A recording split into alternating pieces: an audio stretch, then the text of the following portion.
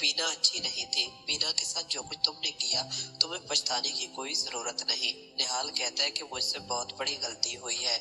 मैं उस वक्त जान ही नहीं पाया कि बीना ने वो सब कुछ नहीं बल्कि किसी और ने किया है। ये बात सुनकर रिमशा बहुत ही ज्यादा हैरान होकर निहाल की तरफ देखकर कहती है, किसने किया और कौन कर सकता है? मोबाइल बीना का था तो बीना ने ही मैसेज अजलान किए थे ना।